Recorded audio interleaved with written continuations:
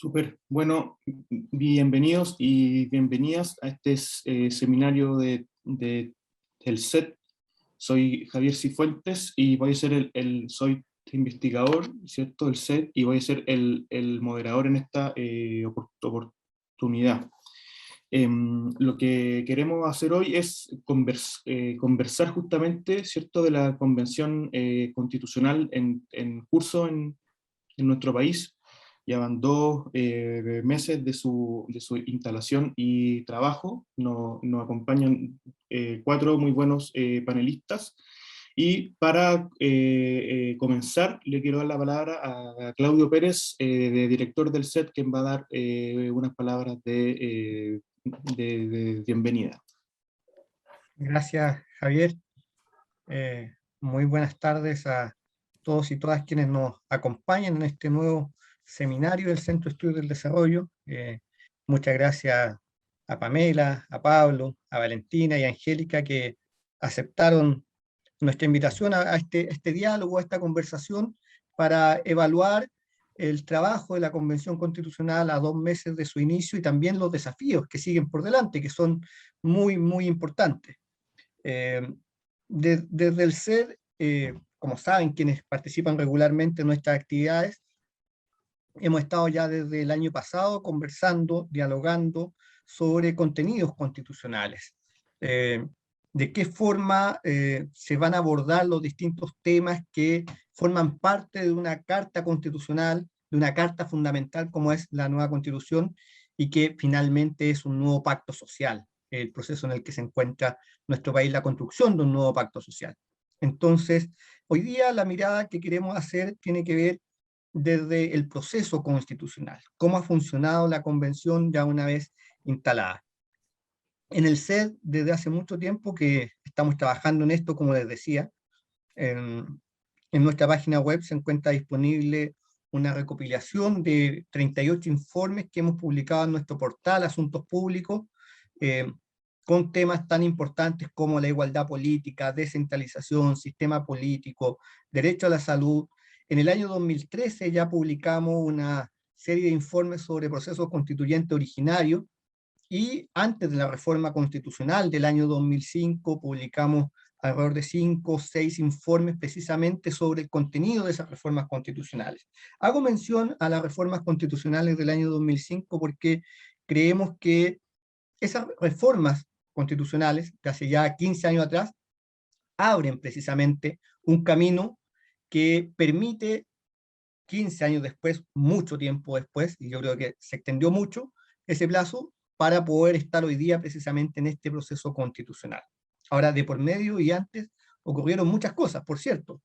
La reforma constitucional del 2005 que mencionaba, distintas seminarios, iniciativas ciudadanas, académicas de los distintos partidos políticos, precisamente para comenzar a elaborar una propuesta y contenido de una nueva constitución, y un hito importante tuvo que ver con todo el proceso ciudadano realizado en el segundo gobierno de la presidenta Bachelet, y que finalmente, bueno, a raíz del acuerdo por la paz y la nueva constitución de noviembre del año 2019, permite abrir la puerta y el espacio al proceso constitucional en el que estamos hoy día como país. El año pasado en el SED presentamos el libro Diálogos Constitucionales, Contenidos para un Nuevo Pacto Social en Chile. Es un libro que tiene 19 artículos que recopilamos de distintas exposiciones realizadas en nuestra institución, de investigadores del SED e investigadores de otros institutos con los cuales trabajamos y colaboramos habitualmente. Actualmente estamos desarrollando un ciclo con la Fundación Konrad Adenauer, que va a concluir con una nueva publicación en noviembre de este año, sobre la distribución del poder territorial y político. Hemos abordado temas como los partidos políticos en la nueva constitución, la descentralización. Vamos a tener un seminario sobre tipo de gobierno en el mes de octubre, para conversar precisamente los contenidos. Pero desde el SED nos pareció importante hacer esta pausa a 2 meses de iniciado el proceso constitucional, mirar cuáles son esos desafíos, cuál es la evaluación que podemos hacer, cuáles son los distintos espacios para acuerdo y consensos que se pueden ir construyendo, cuáles son los distintos nudos críticos, las mayores diferencias que se prevén y que se visualizan ya a 2 meses de iniciada la convención, convención que tiene una importante presencia de independientes también. Entonces, los ojos de distintas instituciones están puestos precisamente sobre la Constitución, y esos son los expertos que hemos convocado a este panel precisamente, que vienen de distintas instituciones que tienen iniciativas para colaborar, apoyar el proceso de la convención.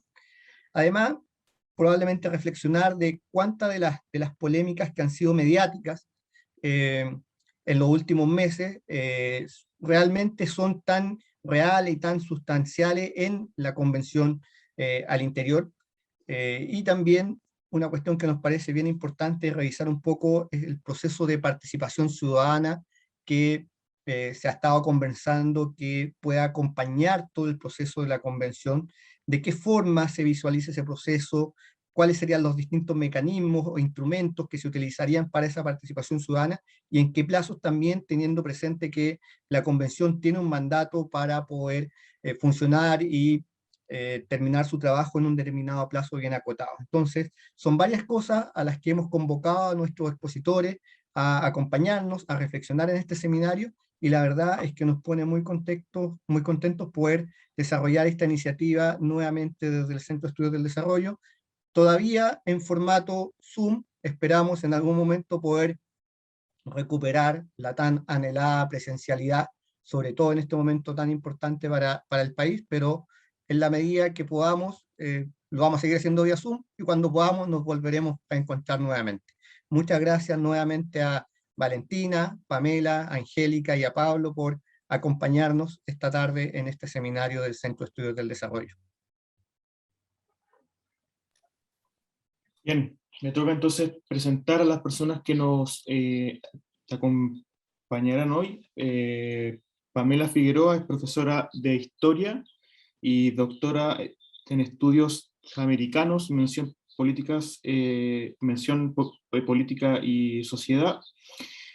Actualmente es académica de la Facultad de Humanidades de la Universidad Santiago de Chile, y también esa propia universidad con otras universidades tienen el Observatorio Nueva Constitución, de la cual Pamela junto con otras personas, es coordinadora académica. Luego de Pamela va a estar Pablo Fuensalida, es abogado, tiene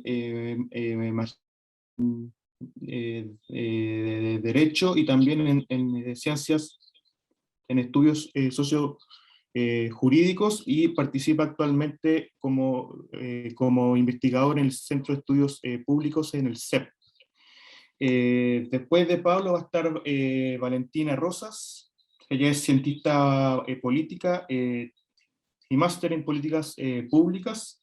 Actualmente es la subdirectora del proyecto Tenemos que hablar de Chile.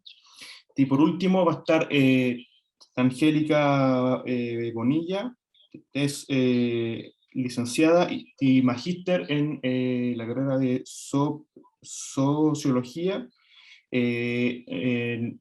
También nos ha apoyado en otras instancias antes en el CEP.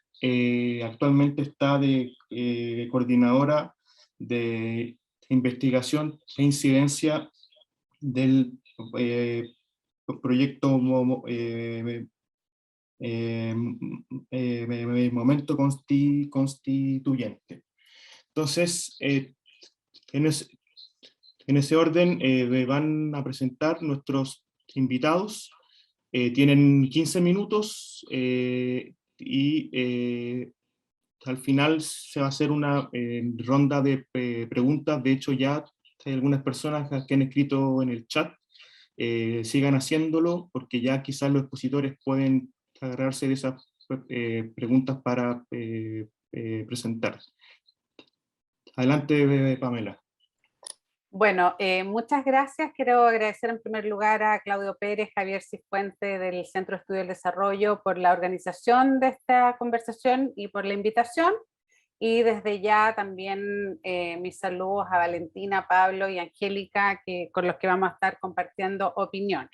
Voy a poner mi cronómetro, pero obviamente ustedes me me dicen el tiempo, porque como buena profesora puedo hablar largamente de un tema que además he dedicado como mi investigación y mi trabajo durante los últimos años.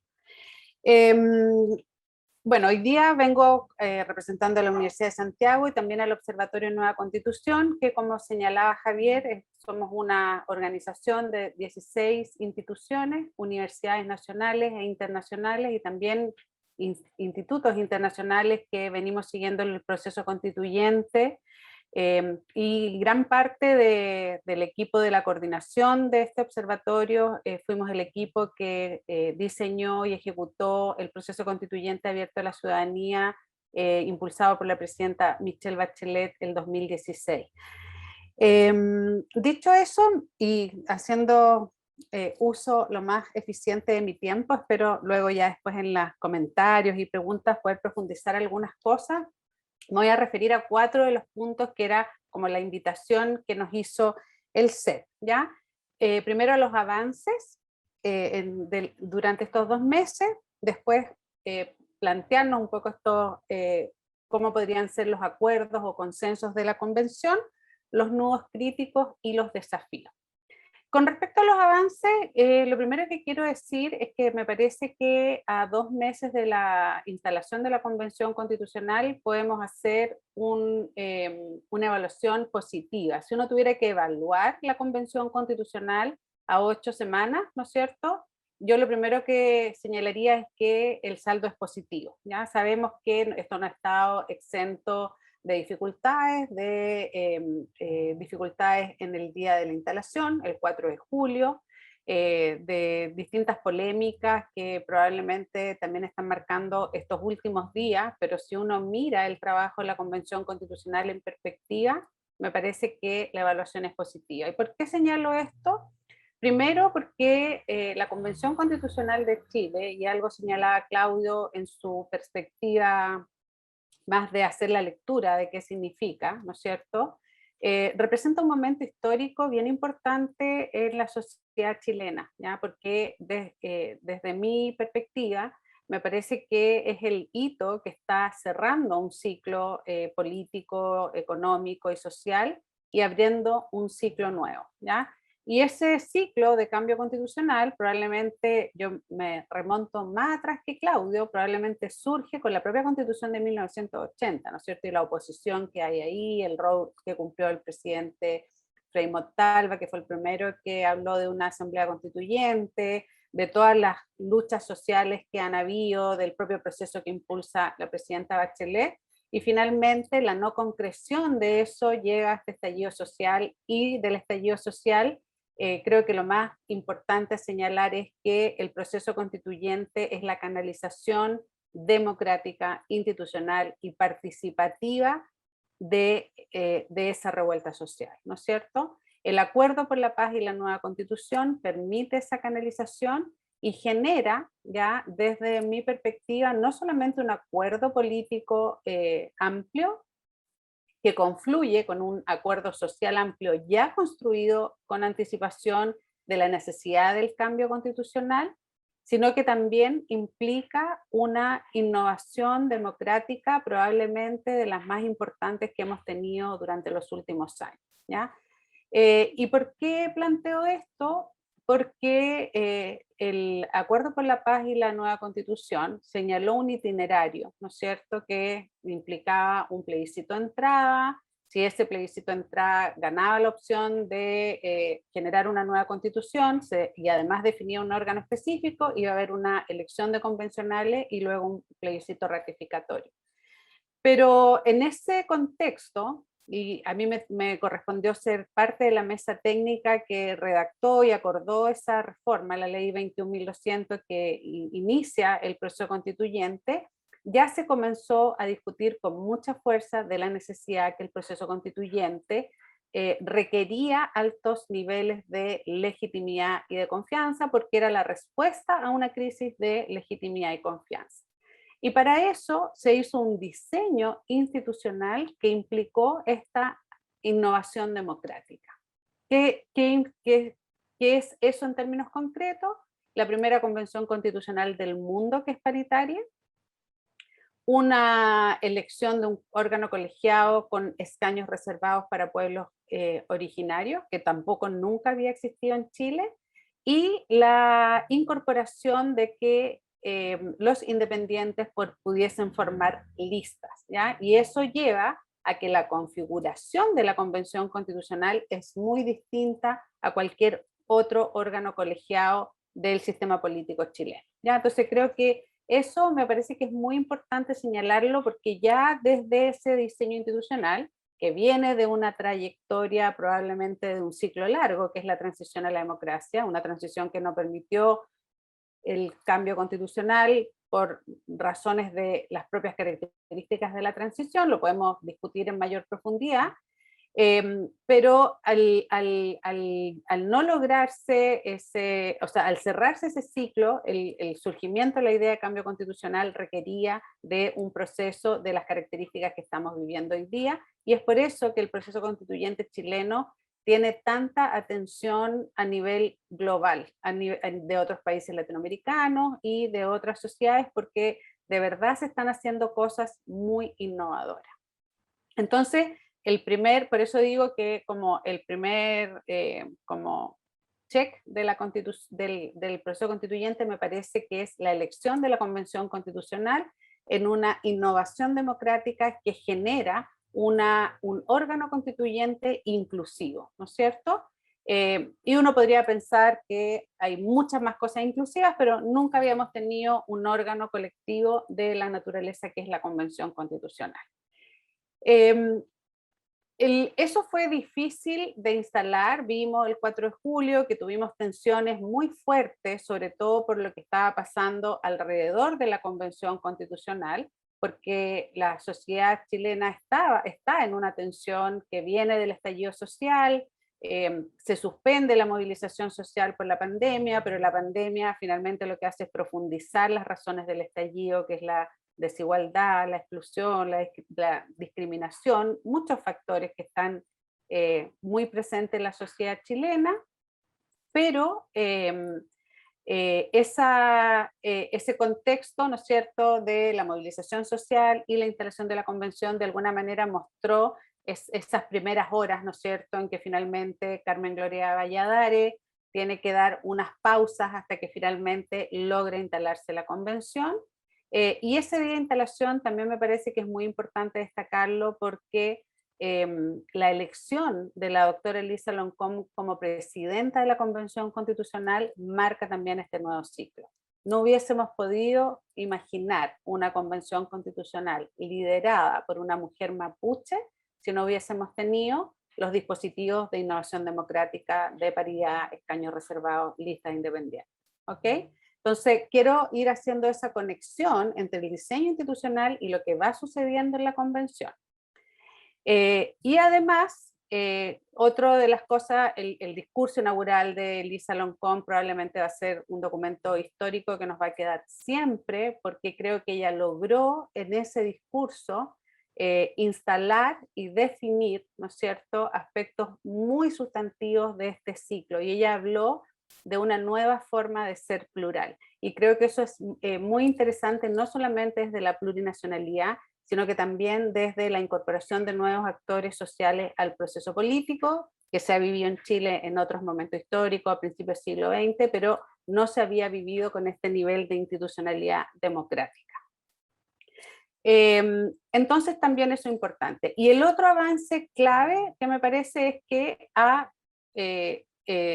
elegida esa mesa, ellos se comprometen, la presidenta y el vicepresidente Baza se comprometen a ampliar la mesa, y eso se logra y se genera la inclusividad, incluso los sectores minoritarios, como es la coalición de derecha, ¿ya?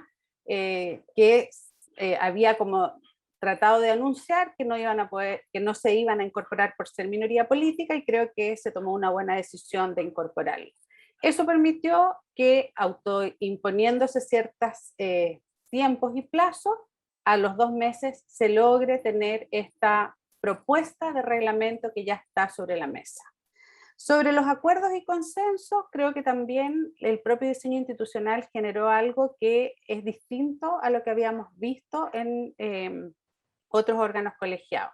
Un órgano que no hay mayoría de ningún grupo específico, ni tampoco hay posibilidad de veto de ningún grupo específico, ¿ya? Y eso es gracias al diseño institucional, un sistema electoral proporcional por listas, pero que además tiene paridad, listas independientes, escaños reservados, y eso distribuyó ya la representación de una manera distinta.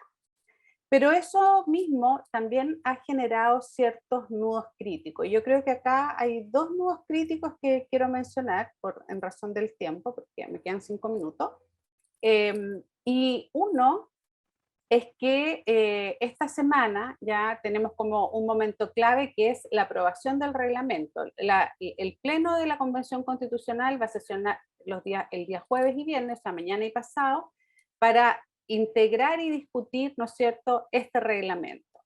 Y la forma de trabajo que se ha dado en la convención, que fueron las 8 comisiones provisorias, generó que se dio un trabajo muy parcializado, o sea, cada comisión fue discutiendo ciertos temas y no han tenido todavía un sistema que les permita como integrar ya esas distintas visiones, y eso hace que cuando uno ve el comparado del reglamento, hay cosas que se repiten, cosas que son un poco incoherentes, y eso creo que es un nudo crítico y un desafío bien importante que tiene la forma de trabajo de la convención, ¿ya?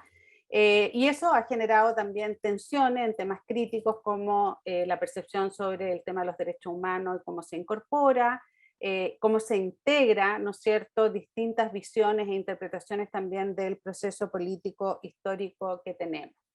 Entonces, un nudo crítico, cómo resolver la puesta en común de todas estas distintas visiones, que finalmente lo que ha ido haciendo es que cada convencional, porque también esta fragmentación lo que lleva es que los convencionales ponen sus temas sobre la mesa y aún no se logra tener una visión más general, ¿no es cierto?, del proceso.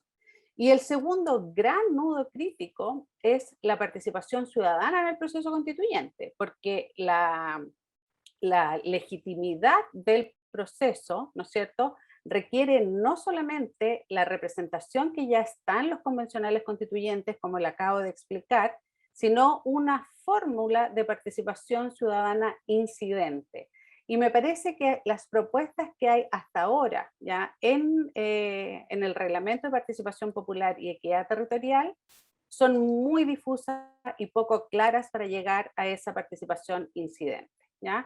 Porque se ha puesto al mismo nivel distintas fórmulas, métodos de participación que no llevan a una participación incidente o a una participación deliberativa, ¿ya? Y ahí tenemos puntos que podemos discutir sobre cuáles son esas metodologías que implican la deliberación, cuál sería este impacto de los plebiscitos dirimente, que desde mi perspectiva no son adecuados. Yo no recomendaría hacer plebiscitos dirimente, pero es una idea que se comenzó a instalar. Entonces creo que ese es un segundo nivel de desafío importante de la Convención Constitucional. ¿Y por qué? Porque la forma en cómo trabaje la Convención, cómo vaya construyendo su acuerdo, más allá de las reglas que se tienen, ¿no es cierto?, que son los 2/3 para cada una de las normas y para el reglamento de votaciones, el trabajo de las comisiones y cómo eso se va integrando es bien importante, que sea muy claro, preciso, para poder ir avanzando en la construcción de estos acuerdos en un contexto donde nadie tiene mayoría y nadie tiene posibilidad de veto, y eso es bueno porque está abierto al diálogo y a la discusión, pero que tiene que incorporar mecanismos de participación ciudadana incidente, ¿ya? Eso tiene que haber incidencia y eso implica sistematizar la participación, tener una metodología única, dar trazabilidad, porque si no se va a generar una decepción de la ciudadanía. Y esto es importante porque finalmente el texto constitucional, recordemos que tiene que ir a un plebiscito final ratificatorio. Entonces, los contenidos constitucionales, que los podemos discutir en mayor profundidad a lo mejor en la segunda vuelta, se van a ir construyendo en esta deliberación constitucional con participación ciudadana.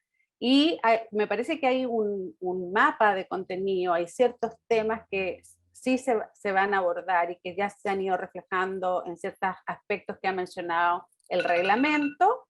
De todas maneras, esos temas ya que están ya en el debate público, para que se vayan como ordenando con legitimidad, requieren mucha claridad en el reglamento y en la participación ciudadana. Me voy a quedar hasta aquí para hacer honor al tiempo. Gracias. Súper. Pablo, adelante. Perdón, está tratando de sacar el cronómetro.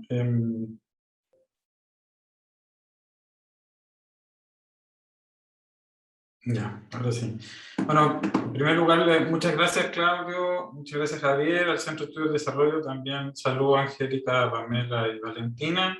Los felicito además porque es grato ver que uno también puede ser la cuota de género en los paneles y no siempre sea al revés. Han entendido la paridad como lo está entendiendo la convención últimamente, más bien como un piso y no como un techo, como se entendió al inicio, así que los felicito por esa parte. Yo quisiera brevemente compartir pantalla, no les voy a dar una tremenda presentación, solamente me quiero centrar en dos cuestiones puntuales.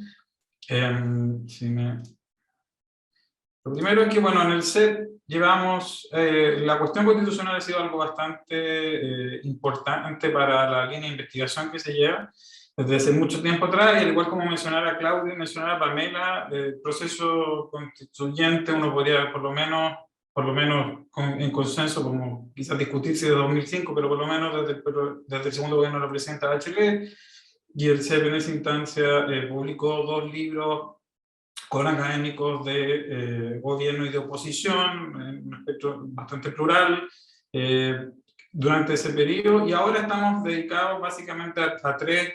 Tenemos una nueva plataforma dedicada solamente al proceso, que se las comparto brevemente, no vengo a vender, pero sí regalo. Esto está totalmente abierto, y que básicamente consiste en 3 proyectos. Voy a sucintamente señalarles uno que se tiene en marcha, el C22, que es un proyecto de humanidades digitales que permite a ustedes como usuarios para permitir trabajar en torno a la semántica, los discursos que se están giran en torno al proceso constituyente. Otro relativo llamado La Máquina del Tiempo, que es una suerte de comparador de las constituciones históricas que han regido en Chile, y un comparador bastante sofisticado. Y finalmente lo que llamamos el monitor constitucional, que es en el equipo en el que trabajo principalmente yo, y que tenemos esta plataforma especial, donde ustedes pueden encontrar antecedentes del proceso anterior a los procesos antes de la instalación, y en lo que estamos actualmente, que es la llamada deliberación, y estamos tratando de seguir el paso a paso de la convención, donde además tenemos un boletín del monitor, que es una publicación semanal donde vamos centrándonos en algunos temas. Y cerrando la etapa de marketing, perdón. Yo, Pamela hizo una serie de observaciones que ya yo puedo entonces entrar en materia. A mí centrarme más bien en el funcionamiento, por decirlo así, institucional de la convención. Esta es la arquitectura provisoria que uno puede rastrear en estos 2 meses, y creo que es ejemplar para lo compleja que fue la instalación de la convención, y para partir de una suerte de hoja en blanco, en este caso organizativa, ¿no? La convención ha sido capaz de, siguiendo modelos que uno puede encontrar en experiencias comparadas, como es la división de trabajo en comisión y contar con la mesa directiva, ha seguido básicamente esa misma experiencia, y me quisiera centrar entonces en ese punto. Comenzando primero por lo que ha sido la mesa. La mesa, y algo que señaló Pamela con anterioridad, refleja, ella mencionó la característica de, tenemos una presidenta mapuche, reflejo de la característica de la integración, de tener escaños reservados, pero también el hecho que sea una mesa paritaria. Y son 2 elementos que han acompañado estos 2 meses bastante fuertes, al que se agregaría probablemente descentralización. Y la mesa tomó una decisión al inicio, o sea, no la mesa, perdón, la convención tomó como decisión inicial, si no hubo una controversia respecto a si constitucionalmente procedía, ¿no?, a ampliar, a hacer esta ampliación con vicepresidencias adjuntas, que también mencionara con anterioridad Pamela, que más allá de la discusión hermenéutica constitucional, generó el espacio de mayor representatividad. Y la pregunta también va a ser, ¿cuánto va a facilitar el trabajo, ¿no?, esta expansión de la mesa, que no es muy distinta a lo que sucediera en Colombia, Ecuador o Bolivia, que tenían mesas bastante amplias? Pero es una pregunta que tenemos que pensar en la proyección del reglamento que se empieza a discutir mañana en general y luego probablemente se termine a fines de septiembre. Al mismo tiempo, hemos tenido en esta parte la dimensión más bien como ejecutiva de la convención. Uno podría identificar que existe una mesa bicéfala hasta ahora y la mesa, por decirlo así, ampliada. La mesa bicéfala se ha ido desarrollando por medio de ciertas prácticas, porque en general, si ustedes revisan la normativa provisoria que se fue dando a la convención, propuesta por esta mesa bicéfala en general, con ciertas enmiendas y que fue dando forma a esta orgánica, en general no cuenta con atribuciones para la mesa. Y un ejemplo puntual en eso se produjo en torno a la creación del Comité Externo de Asignación.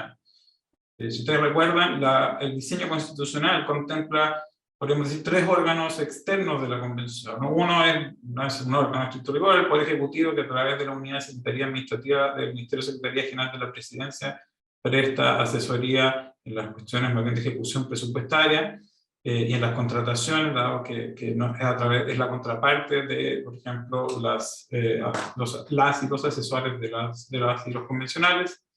La Secretaría Técnica, que todavía no ha sido creada, pero que se viene, y debe haber un par de preguntas ya en el chat sobre el tema.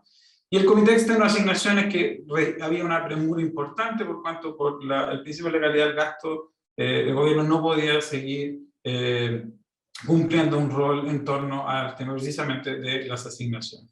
Y en ese nombramiento del Comité Externo de Asignaciones, si bien ya contábamos con las vicepresidencias adjuntas, fue esta mesa bicéfala la que negoció con el Congreso Nacional respecto a la conformación de las ternas que tenían que ser enviadas para este comité. Este comité, ustedes sabrán, tiene 6 miembros, 6 integrantes, todos provienen de distintas formas de generación. En general son ternas propuestas por Contraloría, Tesorería General de Presidencia, Consejo para la Transparencia y ambas cámaras del Congreso, además de un profesional indígena con ciertos requisitos, el cual es nombrado directamente por la mesa. En el caso del Comité Externo de Asignaciones, hubo ahí una controversia inicial por cuanto el Congreso no envió una terna, sino envió derechamente a las personas que estaban disponibles. La razón era práctica. Son personas que vivían en Valparaíso y tenían que trasladarse, pero hubo una discusión en el Pleno en torno a esos nombres por cuanto no se cumplía el requisito de la terna. Pero lo otro relevante es que esas vicepresidencias adjuntas no participaron de esas conversaciones según lo que se informaba durante esas sesiones. Por lo tanto, lo que tenemos que esperar a ver es, bueno, ¿cuál va a ser este rol de esta mesa ampliada? Hasta ahora sabemos que al menos hubo participación en las reglas que permitieron fijar el cronograma para terminar de aprobar el reglamento y la fecha tope de 28 de agosto para todas las comisiones, y el rol que ha cumplido más simbólico en acompañar algunas declaraciones a la presidencia y a la vicepresidencia. Y en el reglamento, en todo caso, como proyección, va a desaparecer esta práctica, en cierto sentido, de una presidencia y vicepresidencia bicéfala. La presidencia va a cumplir un rol bastante más intenso y razonablemente esperable, que así sea, aunque se viene una dificultad que deberíamos considerar, que es que si se aprobara la idea de que la mesa es rotativa, ya en enero del 2022 estaríamos eligiendo una nueva mesa de 9 personas que van a haber empezado a implementar estas nuevas reglas, que no solamente el trabajo de comisiones temáticas, también es todo el tema operacional de la convención, que van a tener que empezar prácticamente, no de cero, pero tener que poner en marcha todo este otro proceso. Es una cuestión a considerar en esta etapa de discusión del reglamento. Y lo otro relativo hemos visto en la división del trabajo en comisiones. Las primeras 3 comisiones dan cuenta de la lógica provisoria procedimental con la que uno esperaría que se diera forma a la convención. Presupuesto, gobierno interior, el tema de ética y lo relativo a, obviamente, el reglamento. Y que además se fueron dando, en algunos casos, subcomisiones, precisamente por las diversas temáticas que tenían que abordar. Pero con posterioridad a eso, dado que hay una... voy a ocupar un término que usa mucho Carlos Peña, una suerte de pulsiones internas por la necesidad de entrar a las demandas ya de fondo y los contenidos de las convenciones, que se fue generando una presión por ampliar estas comisiones y crear comisiones que fueran probablemente más allá de lo relativo a la orgánica, a la procedimental de la convención. Y en el caso procedimental uno puede encontrar participación popular, descentralización que puede ser discutible, aun cuando en general se centró más bien también en temas de participación, y en un sentido más amplio, y participación en consulta indígena, y obviamente comunicación y transparencia, que tiene una cuestión funcional a la convención.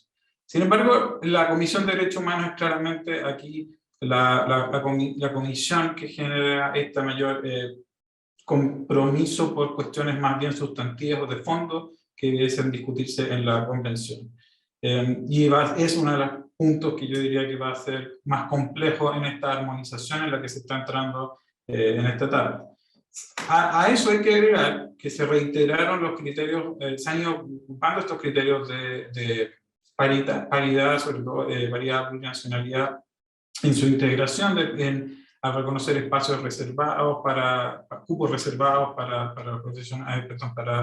los escaños reservados, y la conformación de las coordinaciones, que partimos, como dije al inicio, como la paridad como un techo, es decir, un hombre y una mujer, y ahora luego de la discusión que se dio en el reglamento, la Comisión de Descentralización del paso siguiente, es decir, es un piso solamente, es decir, pueden haber 2 mujeres, y así sucedió en la comisión.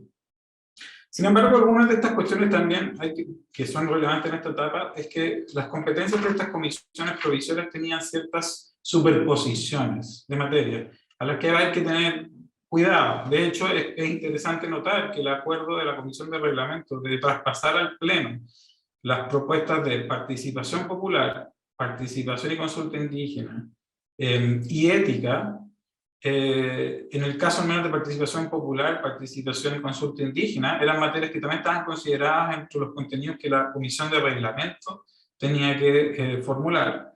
Y al mismo tiempo es interesante que descentralización, que también era una materia que también la Comisión de Reglamento debería considerar, sí forma parte del texto orgánico que está presentando al Pleno, que se fue presentado a la Convención, perdón, el día lunes. En cuanto a las coordinaciones, un ítem que aquí no está presente y que es importante ir tomándolo en cuenta es esa relación con la asistencia o la asesoría que recibe la convención. Y es que la convención, como les mencioné al inicio, si bien no cuenta todavía formalmente con una secretaría técnica, sí cuenta con ella por vía de convenios con la Biblioteca del Congreso Nacional, con el mismo Congreso Nacional, y gran parte del éxito uno puede atribuirlo a precisamente funcionarios de carrera, que han cumplido las funciones de secretarías de acta, que le dieron forma al trabajo de la convención, siguiendo prácticas bastante asentadas. Es decir, uno puede verlo desde cuestiones tan domésticas como las cuentas, las comunicaciones que se reciben, a qué comisión se va derivando, como también en algunas materias más bien sustantivas en el orden del debate. Y uno podía ver en ciertas cuestiones del flujo de debate prácticas como, por ejemplo, consultar derechamente a la persona que está acá haciendo funciones de secretaria, cómo se hacía esto en la Cámara de Diputados. Algo bastante, por ejemplo, la Comisión de Ética, si no me equivoco, fue la segunda sesión, se dedicó básicamente a una exposición de la funcionaria del Congreso para ilustrarlo sobre cómo era el funcionamiento del Comité de Ética, el tipo de regulaciones, y el más reciente protocolo sobre violencia de género al interior de la Cámara. Sin embargo, volviendo al tema de las asesorías, esta idea de las secretarías técnicas ha sido algo complejo. ¿Por qué? Porque esta forma fragmentada, como mencionaba Pamela en el trabajo, ha llevado a que, por un lado, no tengamos una secretaría técnica centralizada, común para todos los convencionales, y que en ese sentido dé un acceso igualitario al saber necesario en el trabajo convencional. sino que a la vez hay comisiones que ya anunciaban en sus propuestas secretarías técnicas específicas, con mayor detalle, incluyendo plantas, como en el caso de la Comisión de Participación y Consulta Indígena, que considera una Secretaría de Participación y Acuerdos Indígenas compuesta por sabios y sabias y con profesionales provenientes de los diversos pueblos originarios en Chile, los cuales ascienden alrededor de 36 personas. Ni siquiera la Secretaría Técnica, que será su planta en el proyecto, está considerada que sea la mesa completa, es decir, vamos aquí mejor, la que defina esa orgánica. Por lo tanto, hay que tener ojo en esta etapa de la posibilidad que se generen ciertos intersticios en ese eventual trabajo. Ahora bien, de todas maneras, al menos ya está avanzando en lo que sería el diseño de esta futura Secretaría Técnica. Estamos en el tiempo, Pablo. Sí, me quedaba un minuto. Ya, todo bien. Bueno, solo por cerrar entonces, en cuanto al tema de las, voy a entrar en el tema solamente de las polémicas, o que ustedes mencionaron, para ya dado que no trajeron nuevos críticos, se ha dado mucho énfasis en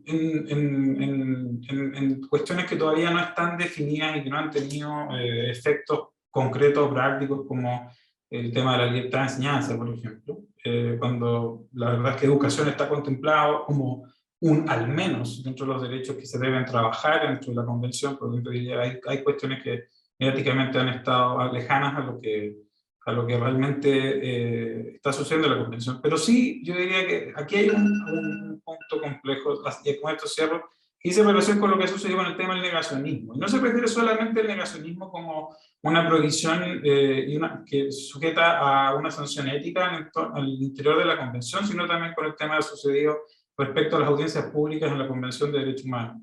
Es decir, que el mismo centro de estudios que fue catalogado como negacionista por la Comisión de Derechos Humanos, por ejemplo, haya sido invitado a exponer, o sea, no invitado, haya solicitado y haya sido aceptado a exponer a la Comisión de Ética, donde precisamente se le pidieron una opinión, por ejemplo, sobre el negacionismo, demuestra que hay prácticas contradictorias que efectivamente además han llevado a situaciones más complejas, como el intento de excluir a un convencional por sí ante sí, sin contar con atribuciones ni ese tipo de reglas. Yo diría que esa sí es una de las cuestiones complejas, pensando que este es un foro deliberativo y donde la censura, la potencial censura, sobre todo con tipos tan amplios como está definido el negacionismo, que va más allá de los proyectos de ley que existen actualmente en Chile, yo diría que es uno de los puntos problemáticos donde sí diría que la controversia es más justificada. Muchas gracias, disculpen por el alargue.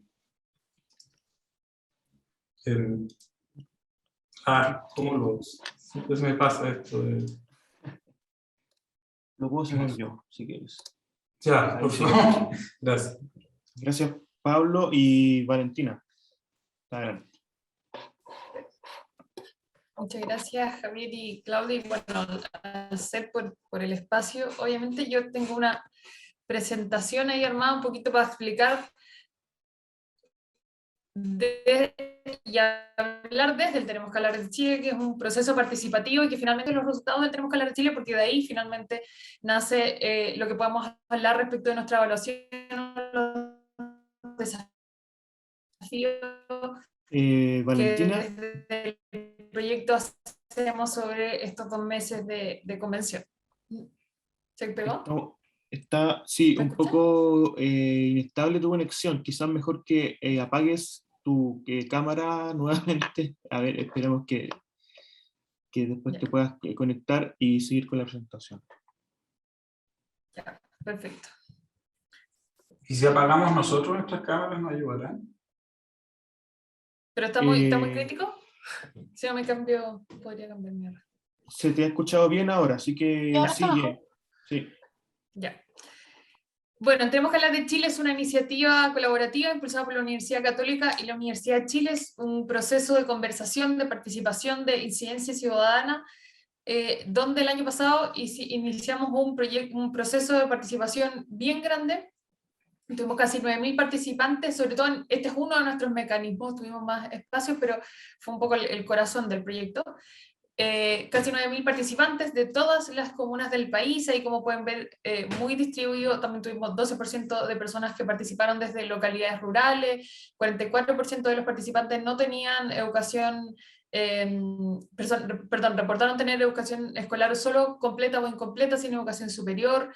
22% se considera perteneciente a un pueblo originario. También tuvimos participantes privados de libertad desde los centros penitenciarios, adultos mayores desde residencias de larga estadía, y un esfuerzo bien grande por salir a buscar, a invitar, a motivar, a generar confianza para generar participación en este espacio en torno a qué cambiar, mejorar, mantener en el país, en conversaciones que se dieron durante el 2020. Por lo tanto, entre medio tuvimos el plebiscito y supimos que avanzaba el proceso constituyente. Bueno, entre medio tuvimos además la pandemia, los picos de la pandemia y varias otras cosas que obviamente se traspasaron a este proceso de conversación. Voy a resaltar algunas, salieron un montón de cosas, voy a resaltar algunas cosas que creo que son las que más se conectan con la conversación que nos convoca hoy día. La conversación sobre una nueva constitución salió mucho. Como les decía, nuestra pregunta principal era qué cambiar, mejorar o mantener en el país. No era qué es una nueva constitución, qué opinas de los políticos, qué opinas del Estado, sino esta pregunta amplia para que las personas trajeran todo lo que tenían para traer y para conversar. Y la conversación sobre la constitución salió mucho. Obviamente, sobre todo más cercano al proceso, al plebiscito, salió aún más. Salía con mucha frecuencia las ganas, efectivamente, que después nos trajeron el resultado del plebiscito, unas ganas muy grandes, muy notables de querer cambiar la constitución, de empezar este proceso político, no solo por el producto de una nueva constitución, sino por el proceso que esto implicaba, cambiar la clase política, cambiar las lógicas con las que opera la política hoy día, volver a abrir conversaciones que creíamos que estaban quizás demasiado dadas o que eran puertas muy cerradas, y poder avanzar en ese proceso de repensar el país, de repensar lo que venía para los próximos años, porque las personas vemos hay una gran esperanza en este proceso. Preguntábamos derechamente por las emociones también, y las emociones negativas salían 4 veces más que las positivas, pero las positivas sale la esperanza, es la que sale en las emociones negativas sale fragilidad, rabia, incertidumbre, muchísima mezclada. En positiva sale esperanza, o sea, es casi la única respuesta. Y esa esperanza muy afirmada en el proceso constituyente, y sobre todo, como decía, literal en el proceso como un todo, no solo en el producto de una nueva constitución. Vimos también que había un gran valor de la diversidad. Como decíamos, nosotros salimos a invitar muchas personas, hacíamos que cada uno de los grupos fuera lo más diverso posible, y que por lo tanto esta fue una conversación sobre política con absolutos desconocidos, una experiencia obviamente que en general no vivimos, y las personas valoraron mucho eso, nos exigían más diversidad, nos decían que ojalá hubiese, habemos de distintas edades y de distintas regiones, pero no, ¿por qué no hay personas con discapacidad o por qué no hay más migrantes? Y nos exigían subir un poco ese estándar de diversidad, porque una vez que experimentaron el diálogo político en un ambiente horizontal, se dieron cuenta que no se desarrollaba con frecuencia estos ambientes de cancelación, que quizás vemos en las redes sociales o en los medios, y que se podía tener una conversación en un ambiente de respeto.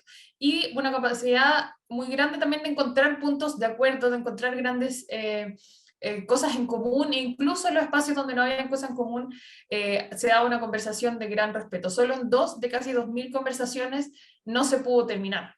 Y los participantes prefirieron desconectarse y mandarnos a toda la punta del cerro. Pero en general hubo un gran ambiente de respeto y una gran conciencia también de por qué la clase política no es así también, cómo podemos negociar, cómo podemos hablar nosotros, cómo podemos dialogar, incluso entre nuestras diferencias, incluso cuando no tenemos idea de la realidad del otro, y que además en un país tan diverso cuesta. Muchas de las personas que se conectaban y conocían la realidad de otro decían, o sea, hoy día te conocí, pero además tu comuna, la que acabas de nombrar, ni siquiera sé si está en el norte o en el sur. Hay un desconocimiento bien grande entre nosotros mismos de la realidad, de las distintas realidades que existen en el país, y por lo tanto hay un goce muy evidente de experimentar esa diversidad, al menos bajo este espacio y esta metodología.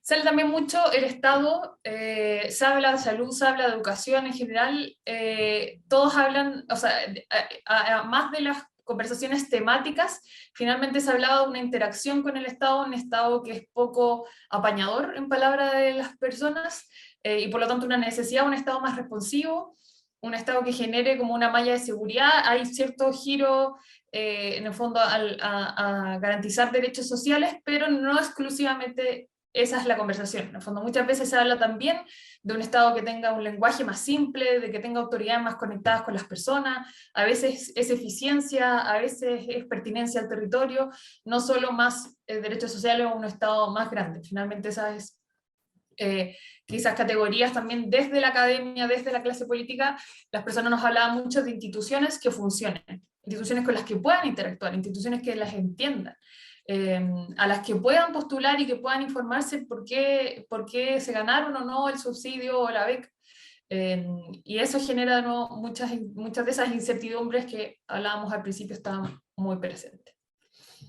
Sale mucho, y a propósito de lo que hemos visto esta última semana, un anhelo de una fuerte ética pública. Esto sale en general, pero sobre todo muy enfocada en los representantes, en la autoridad, en cómo la autoridad puede ser una persona a la que le subamos el estándar de ética, pero que no solo sea ética, transparente, sincera, sino que también, de nuevo, tenga más méritos, esté formado para la pega que quiera hacer, sepa hacerla, trabaje duro, esté conectado con mi realidad, sea empático. Entonces una lista bien grande de actitudes que queremos en estos nuevos, o en esta nueva lógica que queremos sobre los políticos. Pero que también se traspasa al relacionamiento social, al relacionamiento con el mercado. En el fondo hay una sensación bien grande de me están fregando por todos lados. Y eso está muy presente, entonces le pido sobre todo a quienes tienen responsabilidad, a quienes nos prometieron que podían hacer estos cambios, que cumplan con ese estándar de ética, pero también lo espero que ojalá lo subamos un poquito más con los vecinos, en el retail, en los intereses de la tarjeta que no entiendo, también va no solo exclusivamente por el lado de la política. Y también la participación ciudadana sale muy presente, como sabemos se habla mucho del proceso constituyente, por lo tanto la gente quiere participar, no hay una forma muy clara, se habla de votación, se habla de preocuparse de los vecinos, se habla de la junta de vecinos, pero hay ganas de participar como algo muy complementario para el proceso. Entonces, desafíos, un poco que hemos visto del proceso en este último tiempo. Yo aquí vengo a hacer marketing directo. Nosotros hemos tenido este ConstituBot, que ahí les dejo el número y el QR por si alguien lo quiere participar, que ha sido nuestra herramienta un poco de información, porque vemos que hay una dificultad importante de comunicación y de transparencia en la convención, no porque sea una cuestión opaca, sino que es información compleja, hay muchas cosas pasando todos los días, y creemos que la comunicación principal no puede ser a través del Twitter de cada uno de los convencionales. La página no es la más amigable, no está actualizada todos los días. Creemos que se puede subir un poco el estándar, y obviamente creemos que también es una tarea en la que muchos otros podemos aportar, y que es también lo que queremos hacer desde Tenemos que Hablar de Chile. Hay una influencia importante de la contingencia, lo hemos visto con el caso de Rojas Bade, sobre todo para la ciudadanía. En el ConstituBot, la pregunta que más recibimos estos últimos 2 días es ¿qué pasó con Rojas Bade? ¿Qué va a pasar con él? ¿Qué decidió la mesa? Y por otro lado, desde la universidad nos toca interactuar con un montón de constitucionalistas y expertos que están solos preocupados de qué se va a votar en el reglamento, cuáles son las indicaciones, y creemos que es importante considerar que ambas cosas avanzan entrelazadas, que es importante levantar la mirada y mirar en el largo plazo el proceso, pero para muchas de las personas es difícil desconectar eso de la contingencia de las discusiones que se dan en el día a día, sobre todo si cuando googleamos Chile Convención, lo primero que sale son los escándalos y los debates, y quizás las cosas más chicas del proceso. Y también vemos la necesidad de diálogos y acuerdos. Como decíamos, veíamos esto entre los ciudadanos, entre los participantes de nuestro proceso, y por lo tanto hay esa necesidad también que se traspase hacia las personas. Nosotros, el CEP, de hecho, el 2017 hizo en algunas de sus encuestas esta pregunta de si querían líderes que privilegiaran el acuerdo o sus propias posiciones, y en el 2017 salió que las personas preferían en un 58% líderes que llegaran a acuerdos. En el Tenemos que Hablar de Chile repetimos esa pregunta con una muestra similar, y esta vez pasó a un 82%. Hay una necesidad en estos tiempos tan complejos de líderes que lleguen a acuerdos y que generen espacios de diálogo. Sobre la legitimidad, nosotros, como decíamos, vimos esta crítica a los políticos, a quiénes son los políticos, pero también a cómo se ejerce la política. Y por eso también ahí hay un llamado importante a la legitimidad de este proceso. La legitimidad, perdón, yo creo que se sustenta primero y principalmente en un proceso democrático, transparente, en el que hubo mucho espacio para participar, que se subió la participación electoral como pocas veces, y por lo tanto ahí se sustenta en el fondo ser el primer pilar de legitimidad de este proceso. Además hubo un poco de esta renovación de actores, de lógica, de discusiones, de quiénes son los actores, de dónde vienen también. Pero es la primera vez que tenemos tantos actores que de verdad salieron del territorio y que no fueron desde los partidos puestos en distintos territorios. Y por lo tanto vemos que esos anhelos de renovar la política, las caras al menos, comenzó a pasar. Pero, y sobre todo con lo que ha pasado en estas últimas semanas, en estos 2 últimos meses, hemos visto también un poco esta contingencia que nos cuestiona y que nos trae ciertos cuestionamientos sobre la ética, sobre las lógicas, si son realmente nuevas, y que permean y afectan finalmente la esperanza, esa esperanza muy fuerte que la ciudadanía, o al menos los participantes de nuestro proceso, tienen sobre el proceso constituyente. Esa esperanza hay que cuidarla. Creemos que el caso de Rojas Bade es necesario tratar, es necesario mirarlo como un problema político, no solo legal de qué se va a hacer. Todas esas contingencias finalmente afectan la mirada de la ciudadanía sobre el proceso constituyente, quizás no en las decisiones del reglamento o las conversaciones más profundas que son necesarias. Pero como decía anteriormente, es difícil, sobre todo desde la mirada de la ciudadanía, separar esa conversación sobre lo que se está votando en cada una de las conversaciones o en el pleno, y lo que está pasando en cosas que quizás parecieran accesorias, pero que también hablan de la esperanza de las personas, la ética de quienes están, el relacionamiento, la forma de comunicarse entre la convención y la ciudadanía. Y finalmente la participación. Obviamente desde el Tenemos que Hablar de Chile creemos que este proceso debe tener un espacio de participación importante, que es fundamental para aumentar, no determina la legitimidad del proceso constituyente, pero sí juega un rol fundamental, pero también tiene varios desafíos en sí mismo. Ahí me quiero pasar, para terminar, a los desafíos de la participación, tanto de lo que vimos en el proceso del Tenemos que Hablar de Chile, de otros que analizamos y de lo que hemos visto en las conversaciones con la convención. Hay un problema o un desafío de representatividad, en el fondo que participe mucha gente, pero que también no participe solo siempre los mismos de siempre, no participen solo en las organizaciones o la sociedad civil organizada. También necesitamos a la sociedad civil desorganizada, a las personas comunes, a las personas que no tienen la articulación quizás necesaria para llegar a este proceso, sobre todo que no nos perdamos de los territorios rurales, los territorios más aislados, así que debe ser un proceso participativo, masivo, pero también representativo.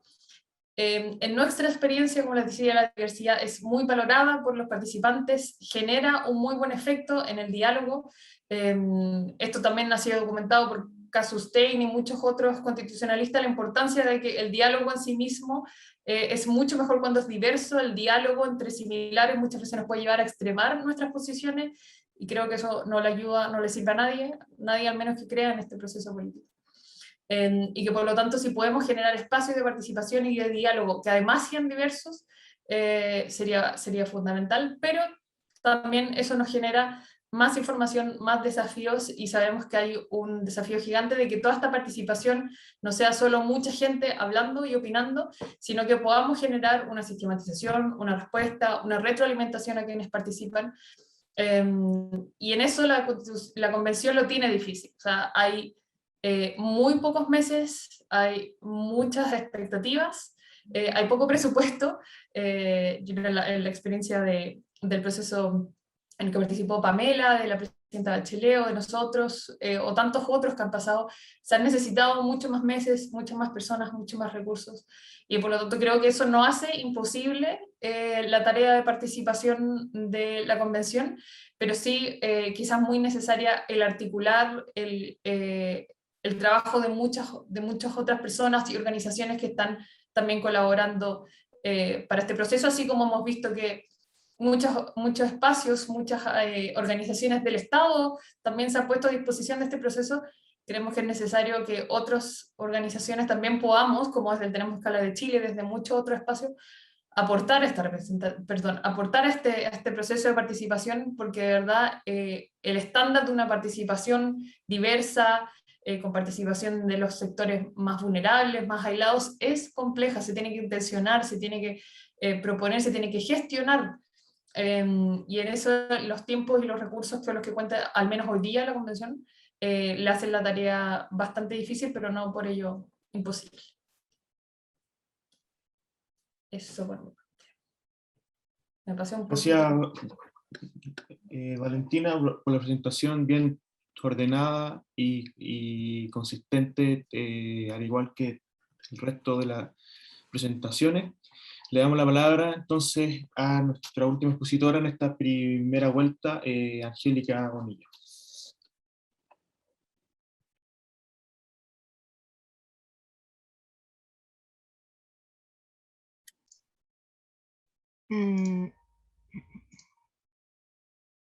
Ahí estoy.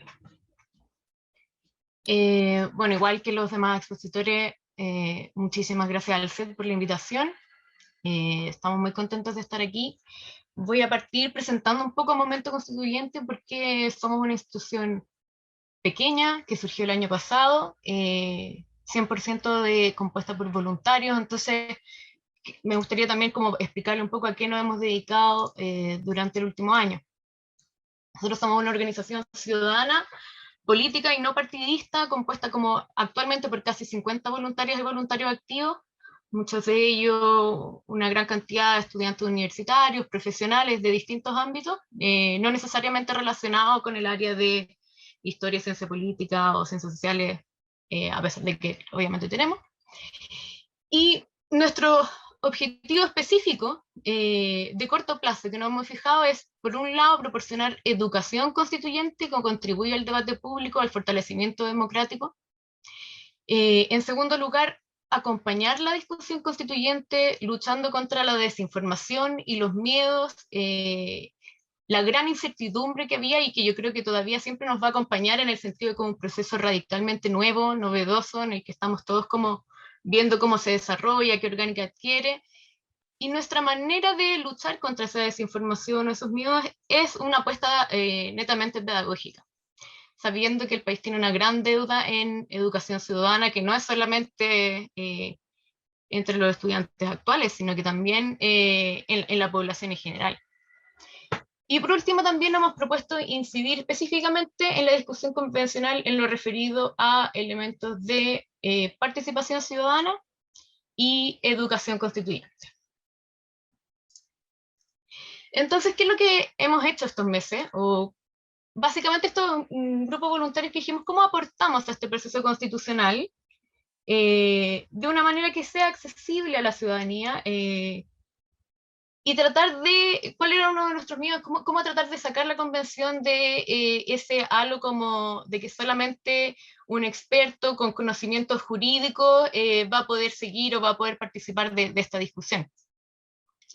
Entonces, lo primero que hemos hecho es material educativo en educación constituyente. En el sector de arriba ustedes pueden ver algunas de las infografías que hemos hecho, explicar qué es el reglamento de la convención, qué debería contener, quién lo redacta.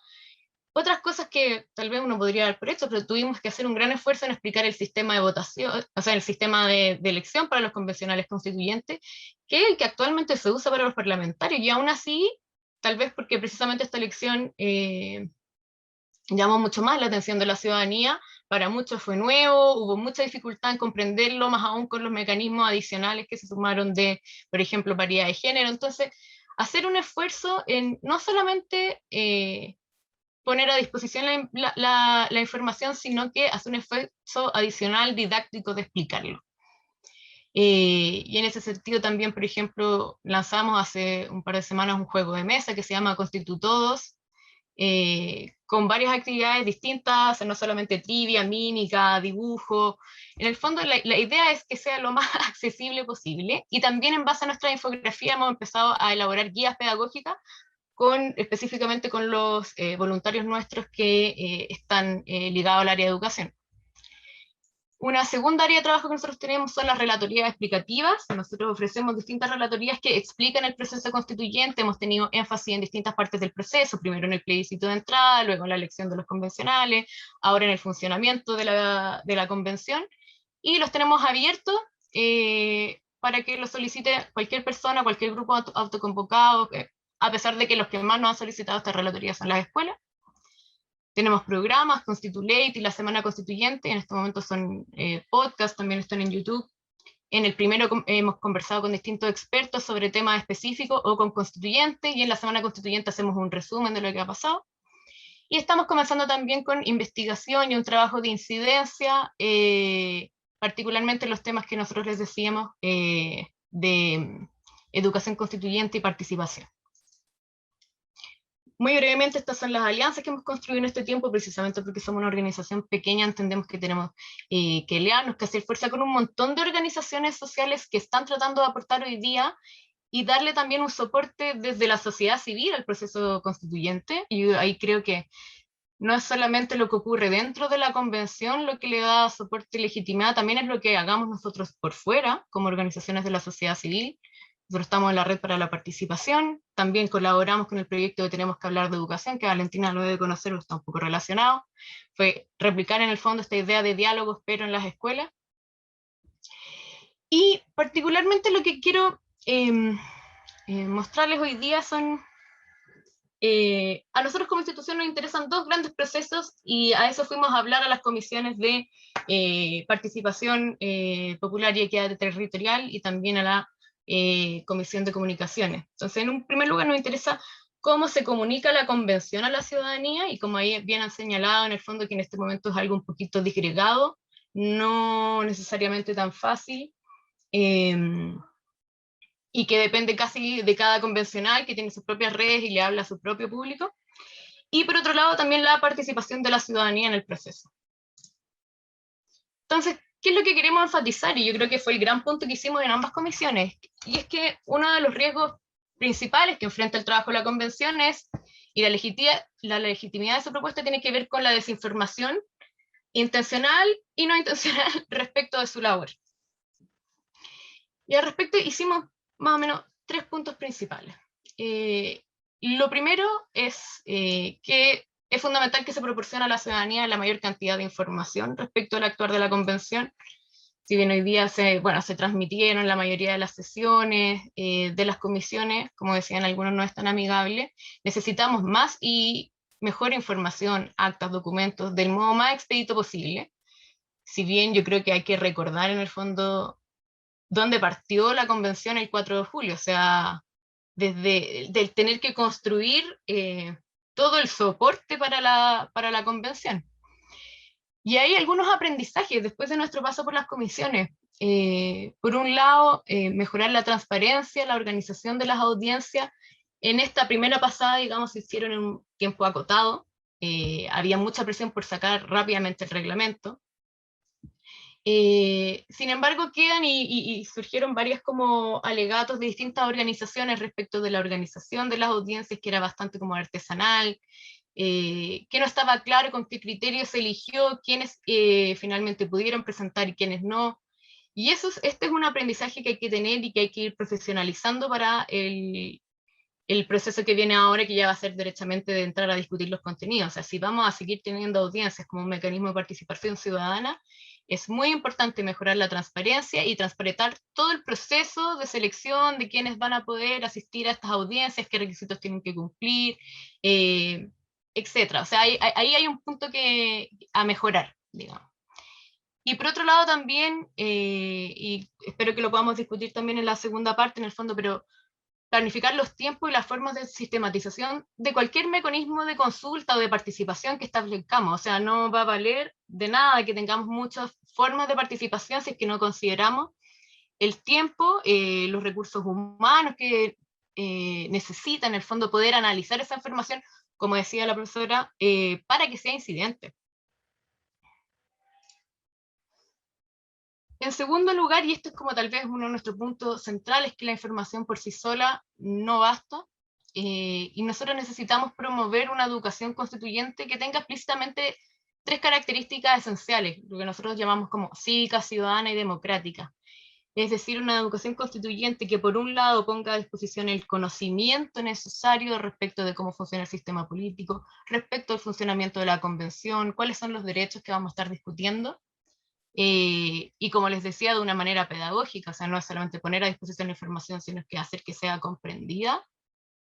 En segundo lugar, ciudadana, en el sentido de asegurar los mecanismos de participación, tanto de voto como otros, y aquí hay, yo creo, una gran diversidad de mecanismos que se van a poder implementar en la convención, y en ese sentido tal vez el atractivo que generan los plebiscitos, por ejemplo, el caso de los plebiscitos dirimente, también los podríamos discutir más adelante, es claro que es un mecanismo conocido, con esta impresión de que es directo, y la idea de esto como de que el voto es como el mecanismo como por excelencia, digamos, la democracia, pero específicamente para el proceso que nosotros estamos viviendo, hay muchas otras alternativas que podríamos utilizar. Y por último, democrática en el sentido de también generar o cultivar ciertos tipos de valores y actitudes dentro de la ciudadanía, y eso tiene que ver con esta disposición al diálogo, en la diversidad, como decía Valentina, la verificación de fuentes, el contraste de fuentes, o sea que hay una serie de otras habilidades que también tenemos que ir cultivando si es que queremos que el involucramiento de la ciudadanía en el proceso sea efectiva. Y todo esto, ya lo he dicho varias veces en el fondo, pero es importante el enfoque didáctico, es decir, acá tenemos una deuda, un país que ha tenido una educación ciudadana insuficiente, acotada, y por lo tanto tenemos que expandir esto, es un momento propicio además por la cantidad de expectativas y de motivación que genera la ciudadanía, que acá tenemos una oportunidad para avanzar en este tema. Y lo último es que le mencionábamos a los miembros de las comisiones, es que la convención debiese pensar a la ciudadanía no solamente como su mandante, o solamente como su destinatario al que hace llegar en el fondo las propuestas o la información. Muchas personas no solamente quieren participar en este proceso haciéndose oír, por el mecanismo que sea, digamos, sino que también quieren contribuir a su buen desarrollo. Y ahí hay una importancia de asociarse, de crear redes con otros, con los intereses, si bien concuerdo con Valentina que hay que hacer un esfuerzo de poder alcanzar en el fondo a todas las personas, precisamente a esa ciudadanía desorganizada o no agrupada. También es cierto que por la complejidad que tiene este proceso, mucho de esa participación incidente tiene que ver con gente que sea capaz de asociarse, que sea capaz de unirse en torno a ciertos intereses, demandas, etc. Entonces es importante crear esas redes y generar procesos de deliberación y también de formación entre pares. O sea, acá yo creo que todos, incluyendo, partiendo por los convencionales y terminando en toda la ciudadanía, hemos tenido un proceso de aprendizaje tremendo como sociedad. Y solo más, como para terminar y para tomar algunos de los puntos que han levantado, yo creo que uno de los grandes logros que ha tenido la convención en estos 2 meses es la resolución de conflictos. Y como dijo también Valentina, rescato esa frase de como una diversidad que no es canceladora. Si uno se fija, muchas de las polémicas que hemos tenido partieron así como grandes titulares, bien polémicos, como han dicho los convencionales hasta el cansancio, cualquier pequeña discrepancia o cualquier evento así como de pelea pequeña de 3 minutos, acapara todos los titulares, siendo que la convención está trabajando de 7 a 7 al menos, digamos. ¿Y en qué tipo de cosas yo veo ese logro, esa capacidad de resolver el problema? Por ejemplo, como nombraron el tema de la ampliación de la vicepresidencia y de elegir un mecanismo que finalmente incorporara a una minoría, pero para que fuera representativo, porque, y como explicaban, tuvimos una conversación con Elisa Loncón y con Jaime Baza cuando se cumplió un mes de la convención, tuvimos una entrevista junto a la neta, y ellos mencionaban en el fondo cómo la convención está sentando un precedente para el futuro. Y uno de esos precedentes es cómo se supera un modelo como de dominación de un sector político por sobre otro, o como lo puso la doctora Loncón también, como de colonización de un sector por sobre otro, donde hay como una asimilación, un proceso como de asimilación, que hay que sumarse a lo que piensa la mayoría.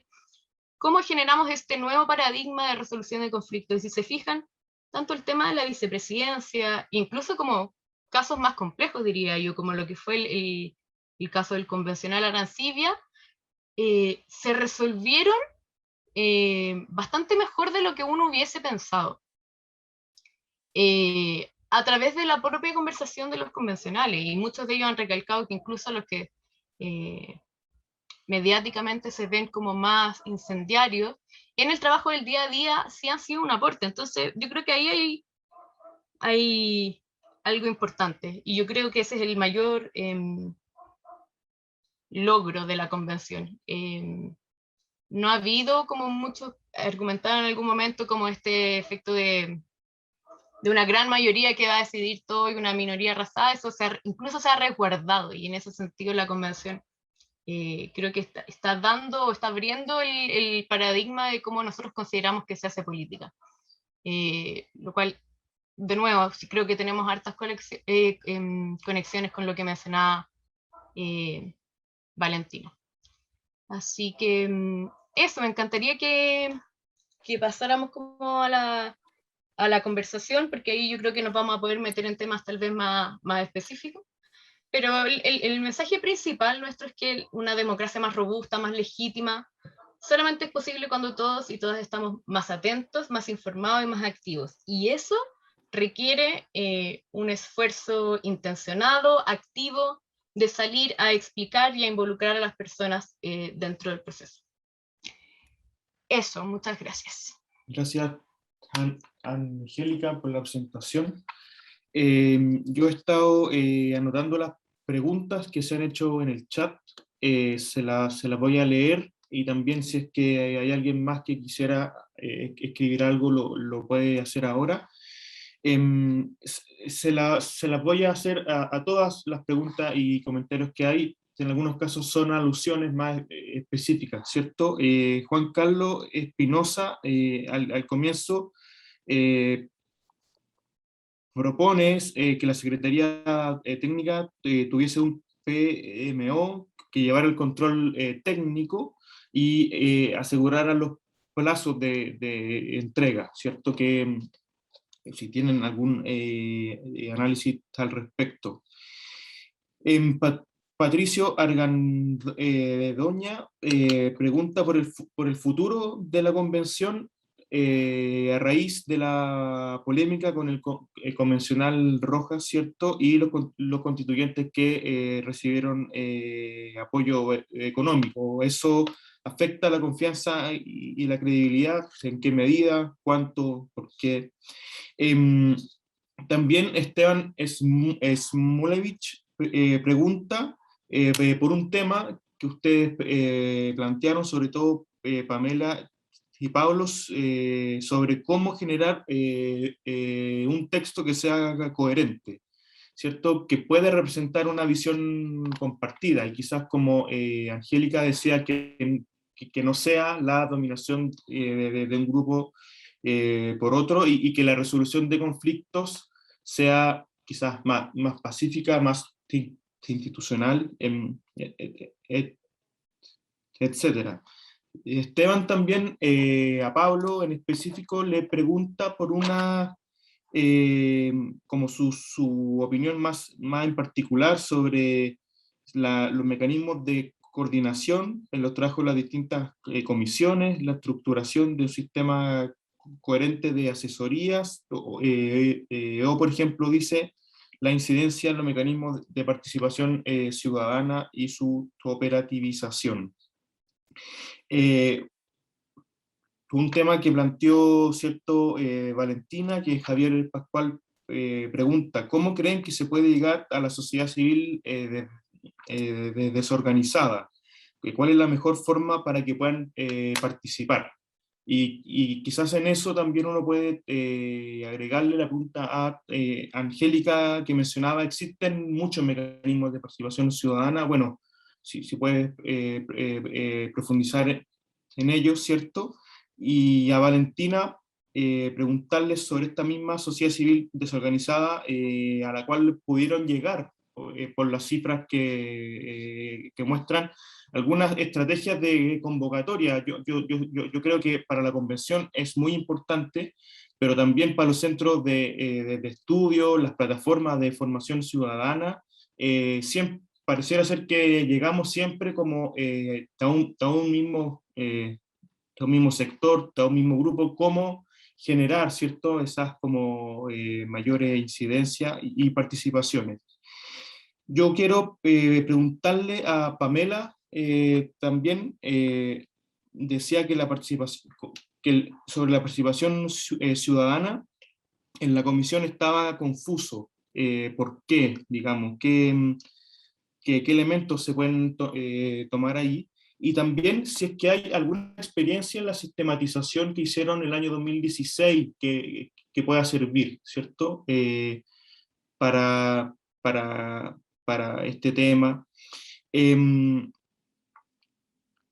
Para Pablo, preguntarle también, yo creo que a todos quizás, pero sobre la legitimidad, yo tengo la impresión personalmente que la legitimidad está como asegurada de algún modo en los sectores más de centro, de izquierda, pero no sé si en la derecha, en sectores de la derecha está la credibilidad está como asegurada, ¿cierto? Entonces, como ¿qué opciones ven? Vi un tuit seguramente verdadero, porque ya actualmente uno ve mucho tuit, que Marcela Cubillos, por ejemplo, le quitaba la gravedad al tema del apoyo económico recibido por algunos constituyentes en julio, agosto, ¿cierto? Entonces, ya, quizás ahí hay algunas cosas que ir matizando. Una penúltima pregunta para quien quiera tomarla, y que Pamela lo mencionaba bien, ¿cierto?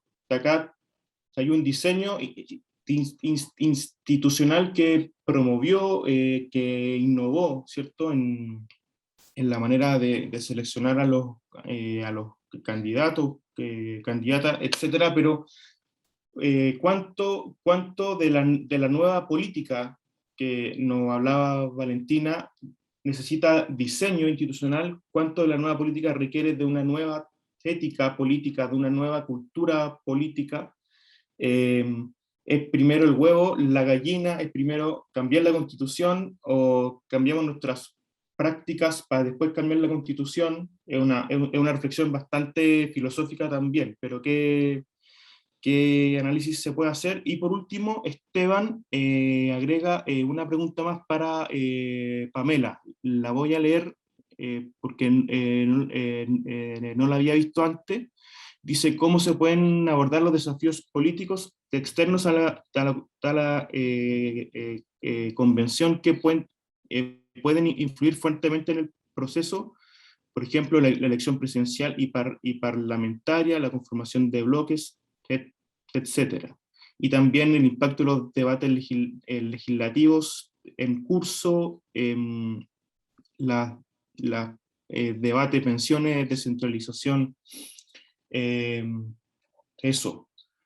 Entonces, a ver, son las 5:28, unos 5-7 minutos para que cada una pueda responder, y lo hacemos en el mismo orden que antes. Así que, Pamela, por favor.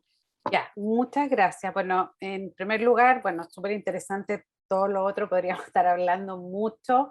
Yo no hice una presentación de mi observatorio, me siento como en deuda, los invito a ver la página web, observatorionuevaconstitución.cl. Tenemos 4 observaciones, hemos investigado los perfiles, las propuestas, tenemos propuestas de participación, de reglamento, hacemos un análisis de coyuntura semanal, webinars semanales, muchas cosas, hay mucha investigación, producimos nuestros propios datos y a partir de eso hacemos los análisis. Entonces, yo en el fondo presenté el análisis que habíamos hecho.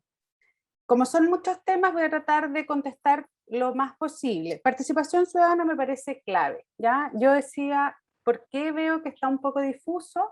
Porque, por ejemplo, hay conceptos como incidencia y vinculante que en el reglamento de participación que se está discutiendo, que casi se ponen al mismo nivel. Y eso creo que hay que diferenciarlo, ¿ya? No es lo mismo la participación incidente que la participación vinculante. De hecho, eso tiene un desafío, porque lo vinculante, y ahí voy a la última pregunta de Esteban, va a tener que pasar por el proceso legislativo, no lo puede definir la propia convención en sí misma. Creo que también, entendiendo que existen muchos procesos, muchos mecanismos de participación, cuando nosotros, y si uno ve a la experiencia que me tocó a mí el 2016, a mí y al equipo que diseñamos ese proceso, a lo que hay ahora, había un avance sustantivo, ¿ya?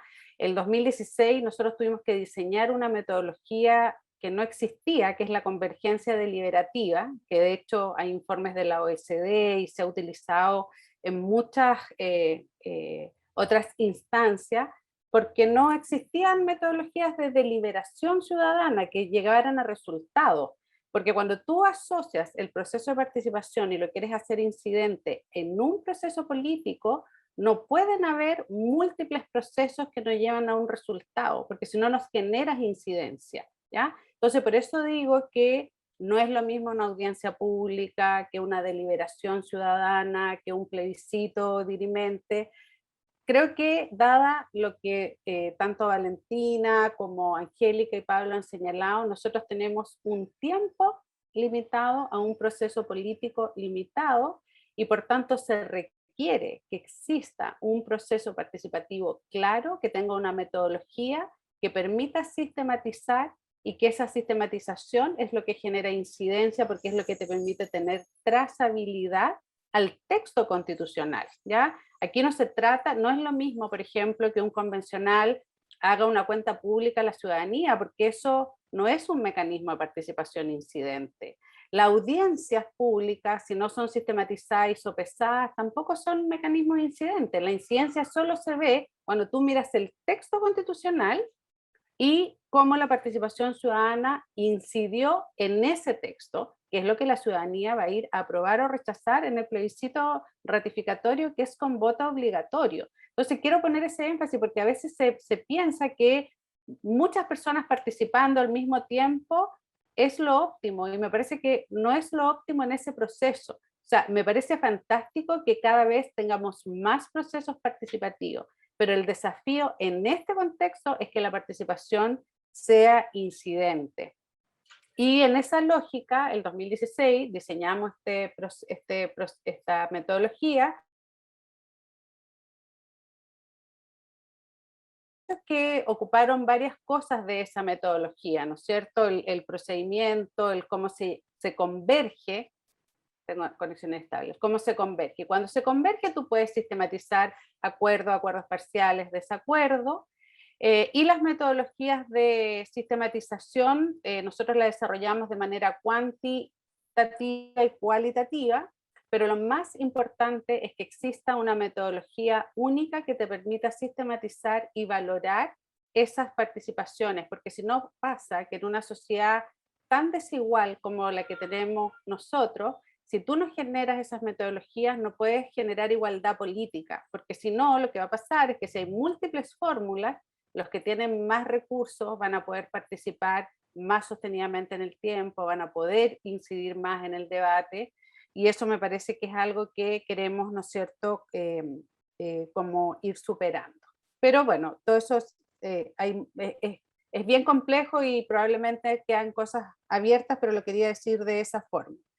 Después, sobre el diseño institucional o las prácticas, bueno, yo soy politóloga y tengo un perfil institucional. Creo que los diseños institucionales incentivan comportamiento, y eso es muy claro. Si tú ves, por ejemplo, las elecciones en Chile con un sistema electoral binominal o con uno proporcional, los comportamientos, no solamente los resultados son distintos, los comportamientos. Yo creo que nosotros necesitamos diseños institucionales que generen mayor responsabilidad y mayor visión solidaria, como una igualdad más social, porque tenemos una política altamente individualista que viene de un diseño institucional. Y creo que lo que está pasando hoy día en la convención es muestra clara que no es un problema de los partidos políticos, ¿ya? Es un problema del diseño institucional. O sea, lo que ha pasado con el convencional Rojas Bade es una muestra clara de que los independientes en sí mismos, ¿ya?,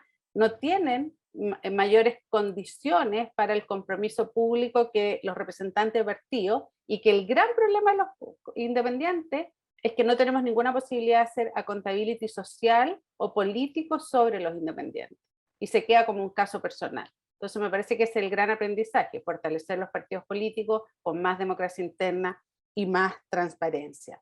Y en cuanto a los desafíos políticos, creo que es la pregunta que hacía Esteban al final, creo que la convención ha logrado instalarse dentro del sistema político chileno con ciertos límites y contornos. Bien lo explicaba Pablo, por ejemplo, cuando decía la convención se instaló tomando experiencia de otras instituciones, el Congreso, el Senado, la Contraloría, el Consejo por la Transparencia, las universidades públicas, y eso permitió ir generando ciertos límites. La gran tensión de la convención fue con el Poder Ejecutivo, porque el Poder Ejecutivo representaba políticamente el rechazo al proceso constituyente. Entonces creo que fue una tensión más política, pero sí institucionalmente se han logrado generar ciertos contornos. Es indudable que hay relación entre, sobre todo, la campaña presidencial y lo que ha sido la conformación de la convención. Vemos como la lista del pueblo, su principal gran fracaso fue la caída de su candidatura presidencial, y eso ha generado también cuestiones internas. Pero creo que la convención ha ido logrando tener su propio límite y contorno, y vamos a ver ya pronto, una vez que las candidaturas parlamentarias y presidenciales estén totalmente declaradas, que va a haber un diálogo sin duda entre la campaña presidencial y parlamentaria y el debate constitucional. Y me quedo ahí por tiempo para que todos puedan hacer su punto. Gracias, Pamela. Pablo. Sí, muchas gracias. A ver, varias preguntas. Yo antes, eso sí, quería hacer una observación a algo que dijo Angélica al final, que consideraba que lo que había sucedido con el convencional Arancibia daba cuenta de que la actitud que existía dentro de la Convención para solucionar conflictos era una actitud no canceladora. Creo que esa fue la expresión que usaste, no canceladora. Si uno mira, dejando de lado lo de Arancibia, si uno mira solamente lo que viene en el reglamento de ética, y no estoy hablando de negacionismo, no estamos hablando de esos casos, sino que el hecho de tener un trabajo, la convención nunca debió haber sido dedicación parcial, pero así se diseñó. Pero el hecho de tener un trabajo fuera de la adicional al convencional constituyente, el hecho de no contestar consultas que válidamente realicen los ciudadanos sobre el cargo, el hecho de, por ejemplo, en privado ocupar o sea, si esto es una reunión privada, un convencional dice que viene en calidad de convencional constituyente, estaría infringiendo esa norma, y que tenga como consecuencia la posibilidad de que no solamente se te silencie, que es la constitución más grave, cuando se te suspenda, sino que llegando al caso de censura se te prohíbe, si tenías un cargo de coordinación, por ejemplo, seguir en el cargo. A mí me parece que es una actitud absolutamente canceladora. O sea, es decir, el reglamento de ética tiene un componente punitivo muy intenso, mucho más intenso de lo que yo me había esperado, que comparado con el reglamento de la Cámara, que es muy blando, este se fue claramente, como se dice muchas veces, se pasó a los pueblos. Eso quería como discutir entre quizás una reacción tuya al respecto. Brevemente, a la pregunta de Juan Carlos Espinosa, sí, efectivamente el tema, la Secretaría Técnica, por eso a nosotros nos preocupa mucho que todavía no exista, pero uno de los aspectos que viene considerado en el reglamento es precisamente hacer esta cosa de project management. O sea, viene la idea de que tiene que crear un cronograma precisamente para poder cumplir con el trabajo. En todo caso, y dado que consideraba que no había mucha evaluación de parte nuestra del proceso, yo haría notar que hay cuestiones negativas que han ido apareciendo y hay algunas cuestiones positivas que vale la pena considerar. Es decir, el hecho de partir de cero y tener que formalizar ciertas prácticas para eliminar la discrecionalidad que se puede generar, yo creo que es relevante. Lo que sucedió con la mesa bicéfala, como puse como ejemplo, es probablemente la falta de formalización, la creación de esta mesa, la mesa directiva o ampliada, y que ahora efectivamente van a intervenir en todas las funciones que corresponden como mesa, genera precisamente espacios de control colegiado que me parece relevante para un órgano que no es bicameral, ¿no? Entonces, que no tiene esa lógica de diálogo de dos cámaras. Entonces, al interior, la generación de ese tipo de instancias me parece que es positiva como un efecto de evaluación. Y también pareciera, aunque muchos pensamos que a lo mejor había tirado el tejo pasado, como se dice, cuando el vicepresidente Baza dijo que el reglamento iba a salir en 3 meses, y la verdad es que estamos precisamente empezando el tercer mes, parece que tuvo bastante más realismo político del que uno se podía haber imaginado. Ahora, la pregunta es, Esteban me hizo varias preguntas. Respecto al texto coherente, bueno, está considerada, y es algo que desde un inicio en las propuestas de reglamento que se hicieron incluso antes de la instalación de la convención, incluso antes de la misma elección de los convencionales, de las y los convencionales. La creación de una instancia de armonización o sistematización. Probablemente hubo una idea inicial de pensar que esta instancia iba a ser la Secretaría Técnica, porque se pensó probablemente en algún minuto que la Secretaría Técnica iba a ser una suerte de símil de lo que fue la Mesa Técnica. Pero el escenario cambió radicalmente. La Mesa Técnica era muy representativa del acuerdo del 15 de noviembre, y hoy en día claramente las condiciones, sobre todo cómo se formó la convención, tendió a ser más bien bastante antipartidos tradicionales, por decirlo de alguna forma, y por lo tanto esa instancia de comisión de armonización va a quedar en manos, porque hay una decisión política detrás de la armonización propiamente tal, en las y los convencionales, lo que parece sensato. Sin embargo, obviamente se necesita una Secretaría Técnica potente para precisamente generar ese texto coherente. Y lo de respecto a que exista o no nominación de un grupo u otro, bueno, la regla de los 2 tercios es un umbral bastante alto como precisamente para evitar eso. O sea, Pamela lo dijo al inicio, no hay el resultado de la convención es que generó que ni siquiera se podía tener mayoría para elegir a la presidenta en la primera sesión por cada sector si no se entraban a hacer coaliciones, más aún con los 2 tercios. Ahora, es cierto que hay que ponerse una pregunta: ¿por qué esta comisión de armonización se está pensando muy hacia el final? Quizás sería mejor que tuviera una intervención intermedia. Hay que ver qué cuajaría mejor, por decirlo así. Pero de todas maneras está considerado darle mayor formalidad a los mecanismos de coordinación. ¿Por qué? Porque una de las cosas que sucedió en este proceso, en este periodo, y aquí sí planteando una evaluación negativa para Juan Carlos Espinosa, efectivamente es la falta de coordinación del trabajo. Y yo creo que uno de los problemas principales que tuvo esa falta de coordinación fue un exceso de audiencias. Y digo un exceso de audiencias, ¿por qué? Porque para esta etapa se necesitaban audiencias quizás medias capturas, no sé si capturas es la palabra, pero más dirigidas a los temas. Y efectivamente se tenía un criterio que era el de pertinencia. Por eso me sorprendió la información que ustedes mencionaban, Valentina, Angélica, es esta idea de que falta transparencia. Sí, yo creo que falta un poco de transparencia, entender cómo funcionan los mecanismos, pero uno de los criterios que yo pensé que iba a operar mucho más era el de pertinencia. Pero que se fueran a presentar propuestas sobre reclamos sumamente relevantes para discusiones de fondo, por ejemplo, el tema de pesca artesanal. En la comisión de reglamento hay algo extraño ahí, ¿no? Como que se abrió demasiado fácil la puerta para canalizar una serie de testimonios que son sumamente importantes para que esta constitución funcione y responda a la necesidad de la gente, en una etapa que estamos, como por decirlo así, poniendo las tuercas de las ruedas. No estamos en la etapa en que ya uno se fue de vacaciones, por decirlo, empezó un viaje profundo. Aquí estamos recién en la etapa de ensamblar el vehículo. Entonces, me parece que quizás ahí genera un problema. ¿Por qué no se generan espacios reales de coordinación? La comisión de vínculo, la subcomisión de vínculo de la comisión de reglamentos, por ejemplo, me acuerdo, yo estaba viendo la señal de la segunda sesión, enviaban oficios, y no se lo respondían porque estaban en audiencia. como que además era un grupo pequeño, ni ellos mismos decían somos los que menos no salimos ni en la casi que ni en la señal de YouTube. Entonces hay efectivamente mecanismos que pensar para efectos de que la coordinación futura funcione. Ir Y cerrando, no me quiero Pablo. alargar más, así que lo dejo ahí. Gracias. Vale, gracias Pablo. Valentina. Gracias. Bueno, sobre la pregunta sobre Rodrigo Rojas y el IFE, yo creo que son eventos bien distintos. Creo que si bien han habido varias polémicas, discusiones, debates, creo que algunos son más significativos que otros. Creo que eso se pasa por la naturaleza del acto. Lo del IFE se ha salido a explicar que tiene algo también de administrativo, y creo que es incomparable con la intencionalidad y el acto sostenido de Rojas Báez.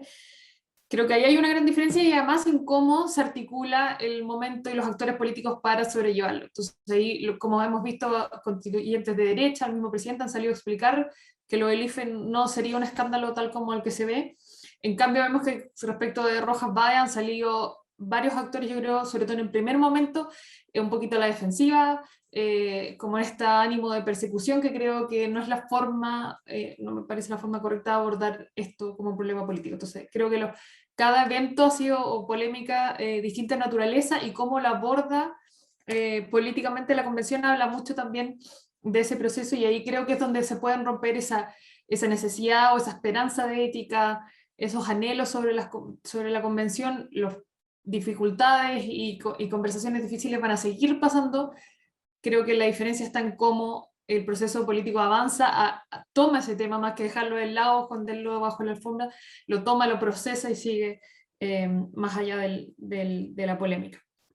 Sobre la transparencia y algo que nombró Pablo e incidencia que también mencionaba Pamela, yo creo que son cosas muy nombradas que tenemos que hablar de Chile, por supuesto, que compartimos, pero que finalmente se juegan en muchas cosas prácticas. O sea, como yo no digo que la convención esté siendo poco transparente, pero si los lenguajes o las plataformas no funcionan bien o las cosas no se comparten a tiempo, se termina siendo poco transparente por cosas operativas. Y lo mismo con la incidencia. Creo que, por ejemplo, si cualquier persona puede ingresar cualquier tipo de cabildo con cualquier metodología, no me parece malo a priori, pero bajo los tiempos que tiene la convención podría terminar siendo una participación poco incidente porque es insistematizable a tiempo.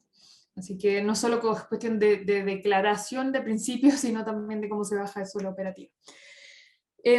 Sobre la convocatoria, sobre todo las organizaciones o la sociedad civil no organizada, creo que es sumamente compleja. No creo que tengamos que hacer más esfuerzos porque sea más importante que la sociedad civil organizada, sino porque es más difícil de llegar que la sociedad civil organizada. Y por lo tanto ahí hay que hacer muchos esfuerzos. Como decíamos nosotros, trabajamos, le escribimos literalmente a todas las escuelas, escuelas, colegios, liceos de todo el país. Trabajamos con Gendarmería para tener la participación de privados de libertad, y así hay que ir gestionando intencionadamente, rompiéndose la cabeza quién no está participando, porque mi modelo no lo permite, porque mi lenguaje no lo permite, porque mis horarios no lo permiten. Muchas veces nosotros en el proceso cambiamos todas esas cosas. O sea, nos dimos cuenta a las 5 de la tarde había muchas participantes mujeres, porque las mujeres tienden a realizar labores desde la casa y por lo tanto podían participar más online, en cambio los hombres estaban fuera de la casa, y esas cosas tan operativas tienen un impacto en la participación.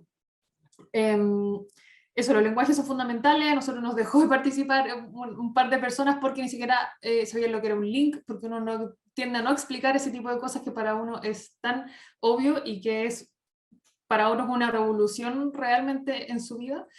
Y así también con el lenguaje que uno utiliza, nosotros estamos muy conscientes, este es un proceso articulado desde las universidades, desde los centros académicos, desde la convención. Es un espacio que suena opaco, duro, difícil de entender para muchas personas, y si usamos el lenguaje que siempre usamos, solo va a generar resquemor o distancia desde otras personas. Creo que hay que hacer un esfuerzo especial también con los pueblos originarios en la convocatoria. Lo mismo, las mismas lógicas, los mismos lenguajes que utilizamos no responden a la realidad de los pueblos originarios si convocamos a todas las juntas de vecinos, por ejemplo. Los pueblos originarios se organizan en otras formas, no la territorialidad necesariamente que tienen las juntas de vecinos, y por lo tanto ahí estamos haciendo un llamado que ya los deja fuera. Y finalmente las herramientas digitales yo creo que son un aliado, hay que saber usarlas.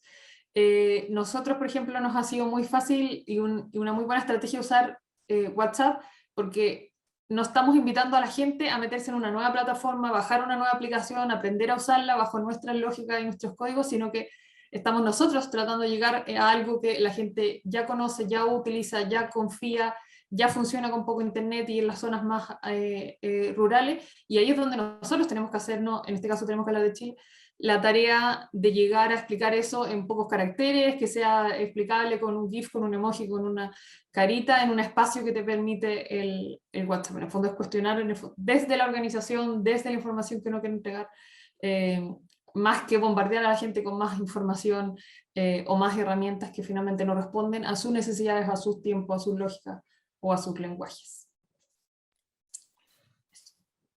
Gracias, Valentina. Le damos entonces para cerrar también a Angélica Bonilla. Yo tomando un poco lo que mencionaba Pablo, pero también otros temas, yo creo que tanto esta como sobre regulación, digamos, como de estándares éticos en el reglamento, etcétera, como la sobreabundancia de audiencia, tienen ambos que ver como con este, yo creo como que miedo que siente la convención de perder legitimidad. Yo creo que ahí hay un intento como, ok, vamos a llamar a nuestras primeras audiencias, las expectativas de la ciudadanía están muy altas, o sea, había toda una expectativa de cómo iba a funcionar, y por lo tanto yo creo que también se trató de dar una señal de como, bueno, dejamos que todos vinieran a hablar de todo lo que quisieran. Por eso yo digo que esos son aprendizajes que uno esperaría que para el proceso que viene no ocurra, y efectivamente, bueno, tal como decía Pablo, había un criterio de pertinencia, o sea, cuando ellos abren la convocatoria a las audiencias, se decía, necesitamos instituciones que vengan a hablar de tal y tal tema, en tal y tal subcomisión, etc. Pero el avance por participar se decía, recibimos demasiadas solicitudes de audiencia, más de las que podemos gestionar, y al final cómo se decidió cuáles entraban y cuáles no es absolutamente opaco. Y como dice Pablo, claro, no dice qué es lo que está haciendo alguien hablando de pesca artesanal en la comisión de reglamento, claro, como que ahí exactamente eso es lo que nos referimos con esa falta como de transparencia, digamos. Pero que yo creo que tiene que ver, como les decía, con una cuestión como que el proceso fue muy artesanal, o sea, como que faltaba recursos humanos, tiempo, expertise, etcétera, para llevar a cabo estas tareas que yo esperaría que ahora, ya resuelto el tema de las asignaciones, ya contando con la mesa técnica, como que podamos, para que puedan empezar a funcionar. Y lo mismo, lo que decía Pablo, como de esto, yo creo que no hay una visión canceladora de visiones políticas, lo que sí hay es como mucho miedo a ser tildados como iguales que los políticos. Si ustedes se fijan así como en comentarios de redes sociales, como, son lo mismo que los políticos, que es como un sentir muy, bueno, que habla de todo el desprestigio que ha tenido la política tradicional en los últimos años. Entonces, yo creo que la convención, claro, trata de elevar esos límites, de ponerse normas más exigentes, aún pasándose tres pueblos, digamos, como dice Pablo. Eso es parte de lo que puede pasar. Ahora, yo espero, vamos a ver qué sucede en los últimos, en los días que se vienen en la aprobación del reglamento, obviamente. Javier me preguntaba un poco por otros mecanismos de participación ciudadana. Nosotros sacamos junto con la consultora Brinca un informe de innovación y constitución que abordaba formas de incluir innovación tanto en el fondo como en la forma de la Constitución. Y ahí solamente como por mencionar algunas, porque hay muchas, pero que se han utilizado en otras convenciones a nivel internacional. Entonces están, por ejemplo, las contribuciones o las peticiones de la ciudadanía que se hacen llegar en el fondo a la convención, las encuestas, las audiencias públicas, y ahí la principal que tienen estos tres mecanismos, que es como que requieren un nivel de conocimiento como experto menor de parte de la ciudadanía. O sea, en el fondo muchas personas pueden levantar una petición o podrían ir a una audiencia, pueden contestar una encuesta. El problema es precisamente como sistematizar esa cantidad de información para que sea evidente, que es lo que decía Pamela. Entonces también no sacamos nada con multiplicar los modos de participación, sino que vamos a tener que elegir muy bien como específicamente cuál para este momento y para el tiempo y plazo fatal que tenemos en el fondo. Y por otro lado hay otros mecanismos, por ejemplo el crowdsourcing, que uno puede hacer, que la ciudadanía puede hacer comentarios ya al borrador de un texto o a borradores preliminares de lo que esté trabajando la comisión, incorporar algo así como un consejo consultivo ciudadano, que yo creo que ya no está, corrígeme si me equivoco, pero ya no está dentro de la propuesta del reglamento. O las iniciativas ciudadanas de norma, que eso sí se ha discutido. Y ahí lo que tienen, a diferencia de las 3 primeras que yo mencionaba, es que el conocimiento de quién hace en el fondo, quién participa de estas instancias, sí tiende a ser un poco mayor, y ahí quedan excluidas en general personas que tengan menores niveles como de conocimiento experto. A mí me llama mucho de lo que estaba diciendo Valentina. Yo admiro mucho el trabajo que hicieron en Tenemos que Hablar de Chile, claro, de intencionar y específicamente pensar qué población generalmente está excluida de estos procesos e ir a buscarlo. Creo que es muy, muy valorable. Y yo creo que la principal dificultad que hemos tenido nosotros también como organización, digamos, es que la pandemia tiene un efecto súper fuerte, y es que nos obligó a descansar en mecanismos principalmente tecnológicos, y sabemos que ahí ya hay una brecha tremenda en acceso, en el usar esas plataformas. Entonces, claro, nos ha limitado en términos de alcance, pero también, claro, la presencialidad, como que tenemos este escenario como incierto a futuro de si se van a poder implementar, si vamos a seguir teniendo estas restricciones de aforo que incluso impiden que la convención completa se reúna en un mismo lugar. Entonces, yo creo que ahí hay un tema, porque a la convención le interesaba mucho, claro, hacer tal vez un trabajo más territorial, pero seguimos teniendo como este problema en que muchos de los mecanismos que se están proponiendo para que la ciudadanía participe son digitales, en el sentido que es más fácil la sistematización, etcétera, pero eso tiene un costo y tiene un sesgo, y es que efectivamente hay un grupo de población que no va a acceder fácilmente a esos medios. Entonces, eso yo creo que es algo que también van a tener que trabajar, pero que, como digo, va a depender de cómo avance esto de la pandemia. Eso, no me quiero alargar, no sé si... Estamos. Un amigo me escribe por interno que ha estado buena la conversación, y que incluso le está optimista, o sea que escucharlos le ha servido un poquito como para desmitificar ciertas cosas, y también un proceso que no ha sido fácil, ¿cierto? Como de fortalecer y de seguir también esta información y educación sirve para conocer y comprometerse más con el proceso actual. Espero que para todos también haya sido así. Les agradezco la participación a Angélica, a Pamela, a Valentina, a Pablo, y bueno, ya en las próximas semanas tendrán las próximas invitaciones para los seminarios del SET. Que estén bien y que sea una buena tarde. Gracias, Chao, chao. un gusto.